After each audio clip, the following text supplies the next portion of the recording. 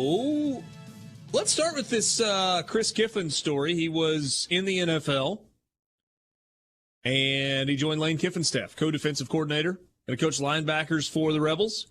That was 3 weeks ago. Today, not so much. This whole college football thing, I wasn't 100% sure. I'm back. Now I'm 100% sure. Not for me. Headed back to the Cleveland Browns. What do you make of Chris Kiffin's about face?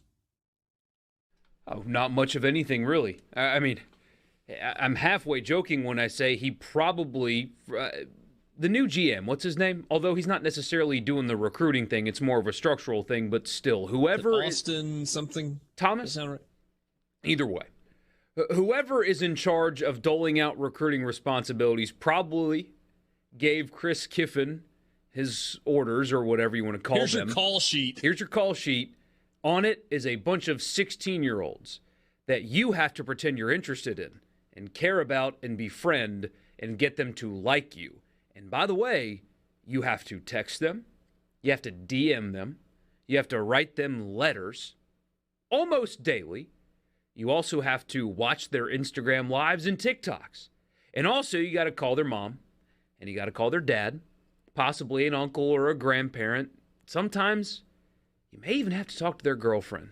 And by the way, they're not going to respond to you very often. So you might have to have your phone next to you at all hours of the day. Go ahead. Good luck, Coach. Oh, and by the way, the vacation that you planned in the middle of March, can't go on that because we got spring practice. Yeah. So, and don't forget to call those 16-year-olds. It's a really good text from Mike in Oxford, the C Spire text line. Since he wasn't here long, did he just sleep on Lane's couch while he was in town? That's really well played, Mike. Yeah, I mean, sometimes the easiest explanation is the most simple one. He came back to coach with his brother, and that sounded like a really good idea until he realized that coaching in college sucks in comparison to coaching in the NFL, and it's really that simple. I had somebody earlier say, but it's the Cleveland Browns. Yes, the Cleveland Browns, the Jacksonville Jaguars. Any NFL job is better than the same job in a college football team. You don't have to man-flirt with 16-year-olds. Your players are adults, and yes, some adults, Alvin Kamara, do stupid things, but generally you don't have to track their every move, and you don't have to make sure they're getting good enough grades to play. You get a real offseason, a real one, and you get pension. The NFL is just a dramatically better job. And so maybe it's as simple as he realized, wait, this sucks. I want to go back to the NFL, and I'm going to take my wife and kids on vacation. Yeah. It's probably that simple. Chris Kiffin comes in. They went through the process. Maybe there were some reservations initially, but it is his brother who's the head coach, and he says, I really need you, and your family loved it in Oxford last go around. Come on back.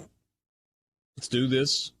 And Chris Kiffin agrees, maybe begrudgingly, maybe he fully agreed, and then got back and was like, man, I didn't know how good I had it in the NFL. Time to do something else. So now Lane Kiffin, once again, has got to find another spot to fill on his staff.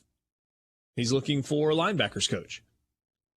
And Chris Partridge will not share the defensive coordinator title. Unless he hires somebody that also deserves that title or needs that title to convince them to come. So he's got to find a linebackers coach and or a co-defensive coordinator, or that's just Chris Partridge's job to be the coordinator, and he'll hire a linebackers coach. And my guess would be that the focus in hiring a linebackers coach will be on somebody with some recruiting chops.